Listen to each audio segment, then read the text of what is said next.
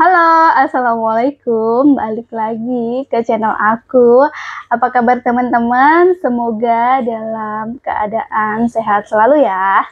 Jadi di video kali ini aku bakal bercerita mengenai pengalaman aku memperkecil angsuran KPR BTN. Nah, gimana? Langsung aja ya. Nah, aku mau cerita dulu. Jadi sebelumnya aku ambil KPR BTN ini untuk membeli rumah. Jadi kebetulan developernya bekerja sama dengan Bank BTN dan memang pilihannya hanya Bank BTN aja, nggak ada bank yang lain. Kemudian aku mengambil rumah ini tahun 2018 dengan tenor 20 tahun. Kemudian untuk rumah ini sendiri pada waktu itu sistemnya flat selama 2 tahun dengan suku bunga 8%. Kemudian setelah 2 tahun maka akan memakai sistem anuitas atau mengikuti suku. Awalnya pada waktu masih memakai suku bunga tetap, angsurannya tidak begitu berasa, tapi ketika masuk di tahun ketiga di mana bunga sudah memasuki anuitas, itu berasa banget kenaikan bunganya dengan cicilan sebelumnya. Nah, berawal dari situ aku mulai kayak mencari informasi gimana sih cara memperkecil angsuran, gimana sih cara melunasi lebih cepat kayak gitu kan. Nah, pas lagi mencari-cari itu aku banyak banget nemu info seperti misalnya potong tahun, terus kemudian bayar cicilan ekstra, terus kemudian take over atau pindah ke bank lain.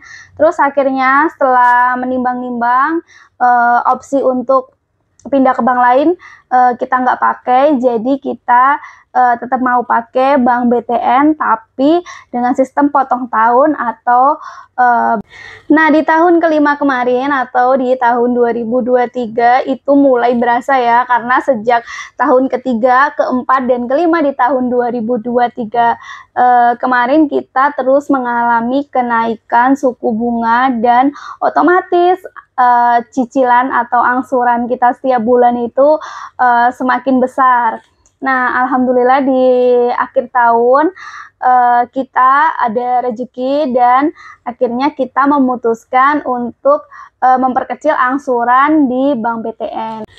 Sebelumnya waktu itu aku juga sempat baca-baca gitu ya, browsing-browsing mengenai gimana sih cara memperkecil angsuran Bank BTN itu. Nah, sebenarnya yang aku tahu itu opsinya ada 2. Jadi yang pertama itu potong tahun atau memperkecil jangka waktu tahun angsuran kita. Katakanlah aku ngambil 20 tahun, kemudian aku ada dana yang bisa memotong 5 tahun, berarti sisanya 15 tahun, seperti itu. Kemudian yang kedua adalah membayar pokok tapi dengan jangka waktu yang sama. Katakanlah aku ada uang berapa juta, 50 juta misalnya kayak gitu ya. Nah, di situ aku memotong pokok, umpamanya hutangku masih 200 juta, kemudian dengan tenor 20 tahun aku tetap sama tenornya 20 tahun tapi memotong pokoknya 50 juta, jadi masih sisa 150 juta kayak gitu.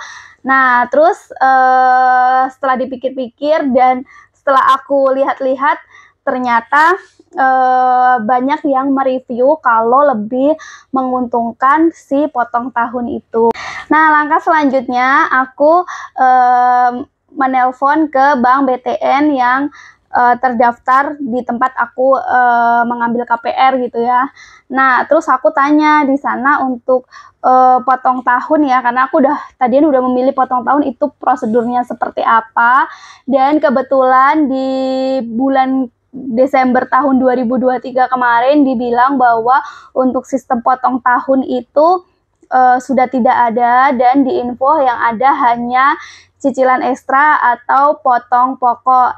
Dan kemudian aku tanya syarat-syaratnya apa. Nah, jadi ketika telepon itu, kemudian CS menjelaskan untuk syarat-syaratnya seperti ketika kita datang ke kantor cabang terdaftar, itu kita harus membawa buku tabungan. Ingat ya, hanya bisa dicicil ke tempat kita terdaftar hutangnya. Jadi tidak bisa sembarang bank BTN. Kemudian yang kedua, kita membawa ATM. Kemudian yang ketiga, kita membawa KTP. Jadi KTP yang penghutang ya.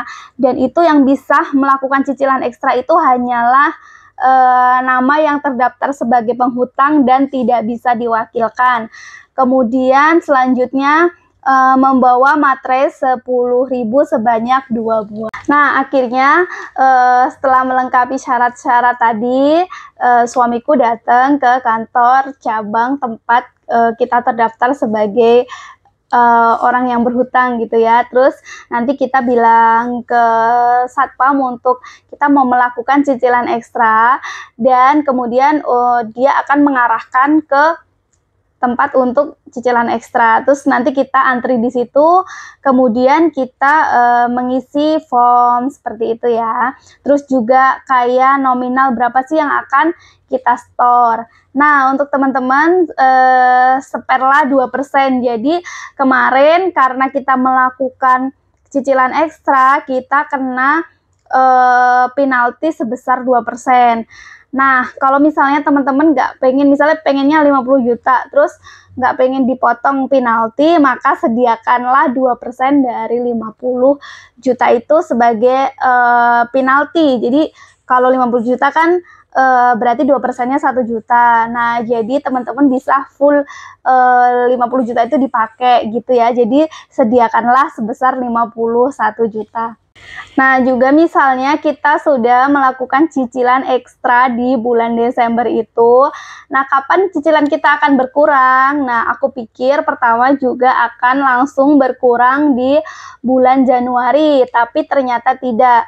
Jadi aku melakukan cicilan ekstra itu di bulan Desember, kemudian baru dimulai dengan skema perhitungan sisa hutang pokok yang baru itu di bulan Februari tahun 2024. Nah, setelah kita selesai melakukan cicilan ekstra tadi, kita juga bakal dikasih print out sisa utang kita berapa, terus cicilan kita selama sisa utang itu, kan aku masih sisa 15 tahun ya, karena sudah jalan 5 tahun. Nah, selama 15 tahun itu bakal muncul bunganya berapa, pokoknya berapa, dengan tetap kita pakai sistem yang anuitas tadi.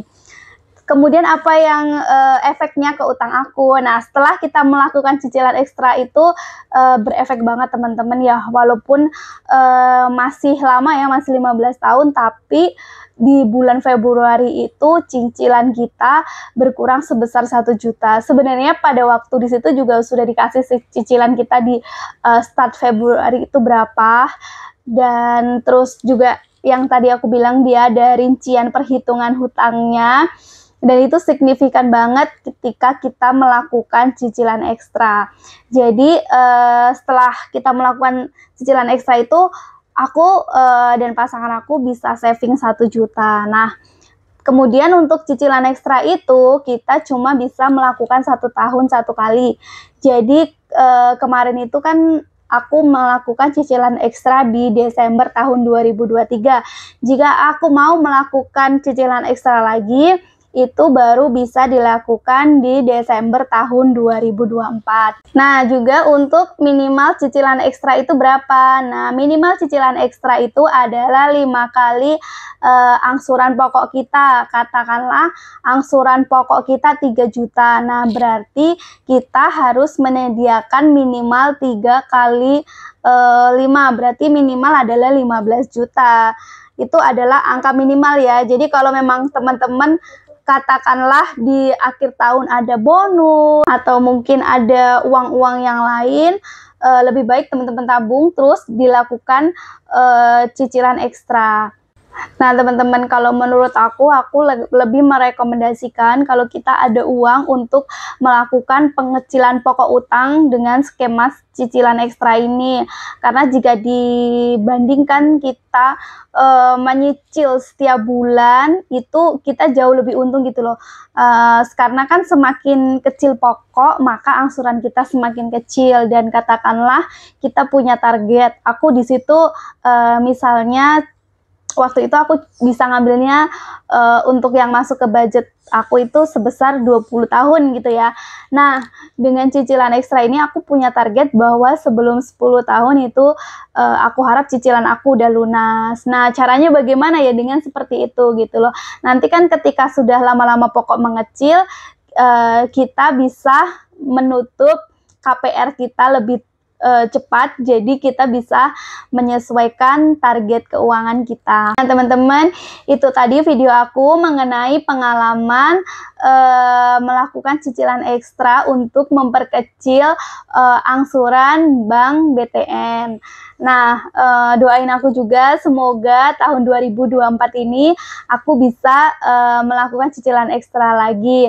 Dan untuk teman-teman yang sedang punya hutang juga dan sedang berjuang untuk lunas juga, semoga kita semakin rajin menabung dan bisa lunas lebih cepat. Semoga video ini bermanfaat dan sampai jumpa di video selanjutnya. Assalamualaikum.